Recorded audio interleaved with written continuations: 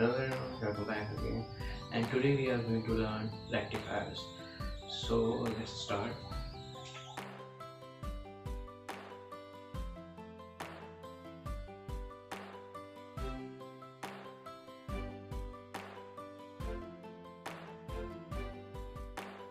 What is rectifier? Rectifier क्या होता है? So rectifier is a device that converts AC into DC. Rectifier एक ऐसी डिवाइस होती है जो AC को DC में कन्वर्ट करती है. ओके, तो हम इसका प्रिंसिपल देखते हैं. So it is based on working of PN diode. अब देखते हैं PN डायोड की वर्किंग क्या होती है. PN डायोड कहता है, जब PN डायोड का सिंबल कुछ इस तरह से होता है, ये PA होता है, ये N होता है. तो PN डायोड कहता है जब P साइड पॉजिटिव से कनेक्ट रहेगा, पॉजिटिव टर्मिनल से कनेक्ट रहेगा, एंड N साइड नेगेटिव से कनेक्ट रहेगा, तब ये सिचुएशन, ये कंडीशन हमारी फॉरवर्ड बायस कही जाती है. ओके, ये कंडीशन हमारी फॉरवर्ड बायस कही जाती है. फॉरवर्ड बायस कंडीशन जब होती है तब क्या होता है, तब यहाँ पर ये हाई कंडक्टिविटी शो करता है. ठीक है, means for low resistivity show करेगा. Okay, but if P diode is connected to negative terminal and N diode is connected to positive terminal, then what happens, then this diode comes in reverse bias पूरी situation. And reverse bias condition में क्या होता है, ये PN diode आपका high resistivity show करेगा and low conductivity. ठीक है, तो फॉरवर्ड बायस में PN डायोड को एक और चीज से जाना जाता है कि ये as a close switch work करता है. मीन्स ये कुछ इस तरह से भी कहा जा सकता है कि ये क्लोज स्विच की तरह वर्क करता है. ठीक है, और इस PN डायोड को एज अ ओपन स्विच की तरह भी कहा जाता है कि ये as a open switch work करता है. ठीक है,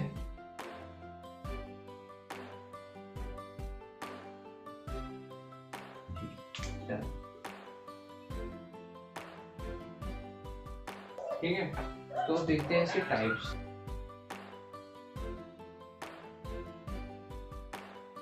So there are two types of rectifier. First one is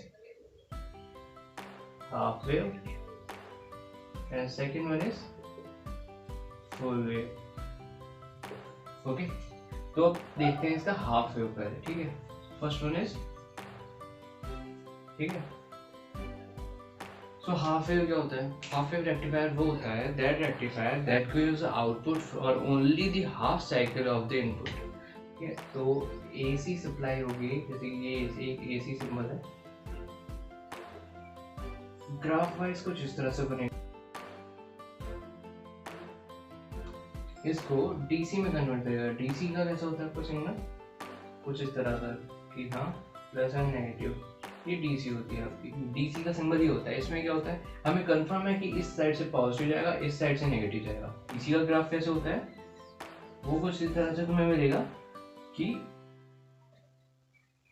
ये हो गया. ठीक है, ये पॉजिटिव वाले के लिए पॉजिटिव आ गया. बट ये हाफ वेव है, मीन ये जो नेगेटिव साइड होता है ना, ये इसको ब्लैंक कर देता है. दैट मीन ये blank and another half wave is gonna be represented as like this. And फिर ये ऐसे ही रिपीट होते जाता है. जितनी पॉजिटिव साइकिल्स आएंगी यही आउटपुट देगा, इसलिए इसे हाफ वेव कहा जाता है.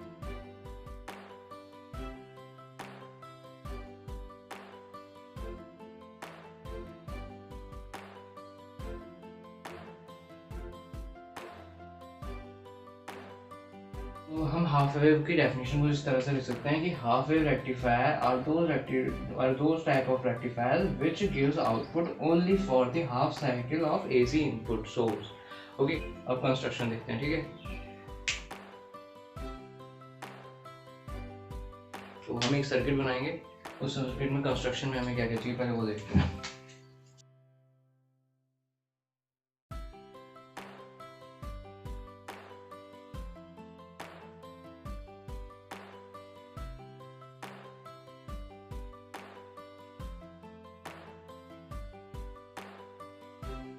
तो हमने कंस्ट्रक्शन में क्या किया इसके, देखो एक AC सोर्स ले लिया जो हमारा सोर्स बन जाएगा, ट्रांसफार्मर ले लिया, स्टेप डाउन ट्रांसफार्मर है, एक PN डायोड हो गया जो कि हमारे रेक्टिफाई करने में मदद करेगा, ठीक है, एक RL लोड हो गया जो कि इससे हम नोटिस करेंगे कि लोड आ रहा है नहीं आ रहा है, हमारा आउटपुट मिल रहा है नहीं मिल रहा है।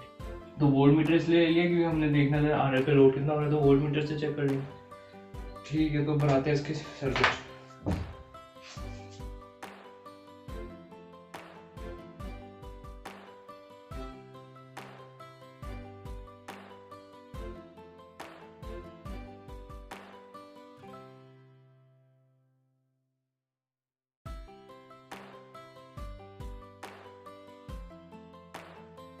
ये तो हो गया हमारा सर्किट। अब इस सर्किट में देखो क्या क्या हुआ, एक AC सोर्स लगा है, AC सोर्स लगा है भाई, एक स्टेप डाउन ट्रांसफार्मर लगा है, ये पूरा ट्रांसफार्मर है। इसमें देखो ये वाइंडिंग्स होती हैं ट्रांसफार्मर में, ये वाली प्राइमरी वाइंडिंग्स, ये वाली सेकेंडरी वाइंडिंग्स है। तीसरी चीज़ PN डायोड भी लग गया। चौथी चीज़ RL लोड यहाँ लग गया।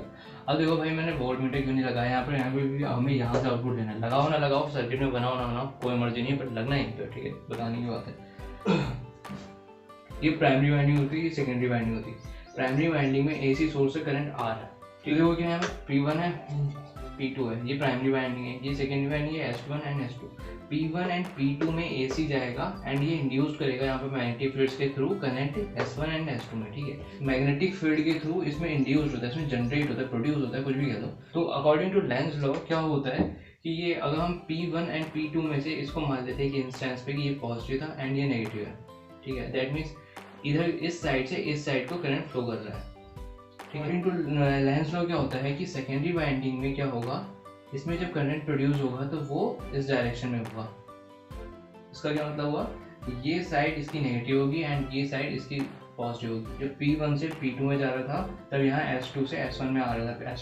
S2 जो है पॉजिटिव है और S1 क्या है, नेगेटिव है। अब रेक्टिफायर की अगर तुमने प्रिंसिपल याद अभी बताया था जो मैंने, वो क्या था कि PN डायोड के वर्किंग प्रिंसिपल पे होता है। PN डायोड कहता है जब फॉरवर्ड बायस होगा तो वो कंडक्टिविटी शो करेगा, रिवर्स बायस होगा तो रेसिस्टिविटी शो करेगा। यहाँ पर देखो PN डायोड जो है वो यहाँ P side positive pay connect है, N साइड नेगेटिव पे कनेक्ट है। मीन्स व्हाट, यहाँ फॉरवर्ड बायस हो रहा है, फॉरवर्ड बायस हो रहा है मीन्स यहाँ पर ये कंडक्टिविटी शो करेगा एंड कंडक्टिविटी शो करेगा तो यहाँ से यहाँ जाएगा एंड ये RL पे हमें एक आउटपुट मिलेगा उस इंस्टेंट पे जब हमारा P1 हम positive and P2 negative consider कर रहे हैं सिर्फ, ठीक है ना। तो देखो उस इंस्टेंस में जब ये P1 पॉजिटिव है, P2 नेगेटिव है, S2 पॉजिटिव हो जाएगा, S1 नेगेटिव हो जाएगा, PN डायोड का P पॉजिटिव से कनेक्ट है, N जो है नेगेटिव से कनेक्ट है and in that particular instance हमें आउटपुट मिलेगा। मीन्स व्हाट, सपोज कर लेते हैं ये वो इंस्टेंस है जब P1 पॉजिटिव है एंड P2 नेगेटिव है, ये वो इंस्टेंस है, हमें यहाँ पर आउटपुट मिला। यहाँ पर देखते हैं अगले इंस्टेंस में जब हमारा P1 जो है वो नेगेटिव हो, दैट मीन्स, और ये P2 जो है वो पॉजिटिव हो, दैट मीन्स P1 हमारा नेगेटिव हो, P2 पॉजिटिव हो, ये डायरेक्शन कुछ इस तरह से जा रही होगी, ठीक है। जब ये इस तरह से होगी तब इसकी डायरेक्शन भी अपोज हो जाएगी, दैट से हो जाएगी, ठीक है। तो S2 नेगेटिव हो जाएगा, S1 पॉजिटिव हो जाएगा, ठीक है। यहाँ पर क्या हो रहा है, P जो है वो हमारा नेगेटिव से कनेक्ट हो जा रहा है और N जो है हमारा पॉजिटिव से कनेक्ट हो जा रहा है, तो हमारी क्या हो रही है, रिवर्स बायस हो जा रही है, ठीक है। तो हमारा रिवर्स बायस हो जा रहा है तो हमें आउटपुट नहीं मिलेगा। तो यहाँ पर देखते हैं यहाँ पर इस सेक्शन के लिए हमारी कोई आउटपुट नहीं मिलेगा, ठीक है। फिर ऐसे ही अगला इंस्टेंस आएगा जब P1 पॉजिटिव हो जाएगा फिर से और P2 नेगेटिव हो जाएगा, ऐसे ही फिर इसकी डायरेक्शन चेंज हो जाएगी, फिर S2 पॉजिटिव हो जाएगा, S1 नेगेटिव हो जाएगा एंड इसकी भी डायरेक्शन चेंज हो जाएगी, ठीक है। तो क्या होगा, तब हमें फिर से आउटपुट मिलेगा क्योंकि P जो है पॉजिटिव से कनेक्ट हो जाएगा, N जो है नेगेटिव से हो जाएगा, दैट मीन्स ये फॉरवर्ड बायस में आ जाएगा, हमें एक आउटपुट इस पे वेव मिल जाएगी एंड ऐसे ही कंटिन्यूसली चार्ज चलते से जाएगा। AC की फुल वेव है एंड DC की हमें सिर्फ हाफ टाइम की वेव मिलती है, हमें हाफ आउटपुट मिलता है, ठीक है। तो इसीलिए इसको कहा जाता है half wave rectifier. Okay done.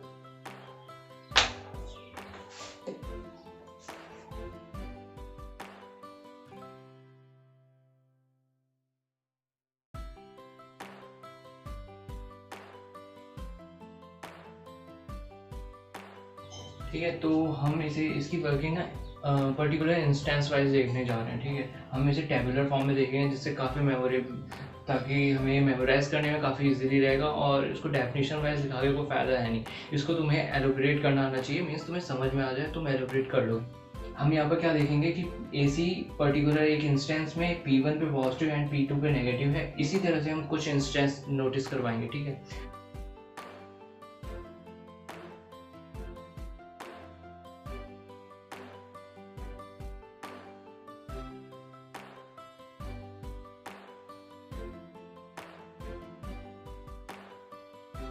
तो पहला इंस्टेंस देखते हैं हम, P1 क्या होगा। हम एक इंस्टेंस मान रहे हैं पहला जिसमें P1 पॉजिटिव है एंड P2 नेगेटिव है। दैट मीन्स ये पॉजिटिव है, ये नेगेटिव है, ठीक है।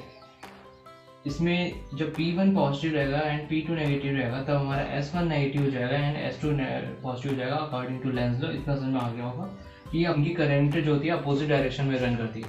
दैट मीन S1 जो है यहाँ पर हमारा नेगेटिव रहेगा एंड S2 जो है वो पॉजिटिव रहेगा, ठीक है। तो डायोड को देखते हैं कैसे कनेक्ट होगा।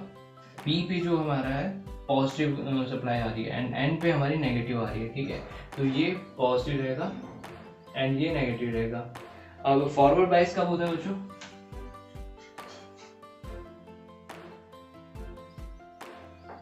अब फॉरवर्ड बायस कब होता है ये पता चल गया होगा।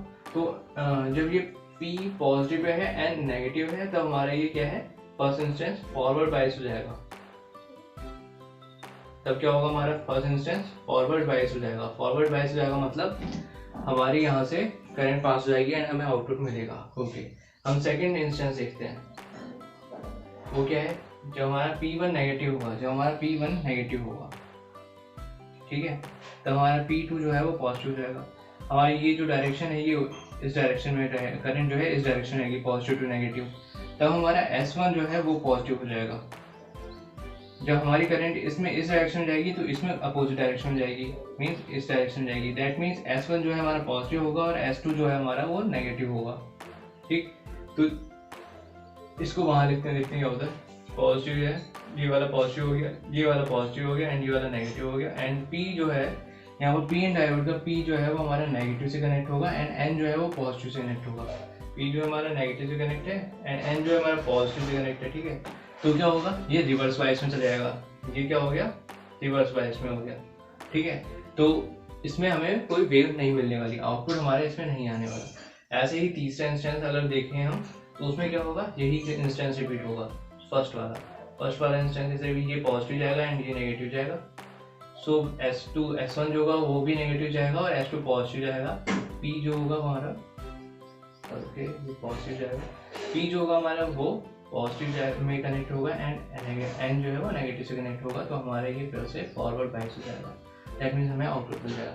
तो ऐसे ही साइकिल जाते रहेगी। तो अगर ये क्वेश्चन आता है कि हाफ वेव रेक्टिफायर की वर्किंग क्या होती है, तो ये रही इसकी वर्किंग में तुम दो इंस्टेंस लेके भी तुम समझा सकते हो। तो तुम इसे ऐसे भी समझा सकते हो कि if P1 of primary coil is connected to positive side and P2 of primary coil is connected to negative end, then according to Lenz's law S1 of secondary coil is become negative and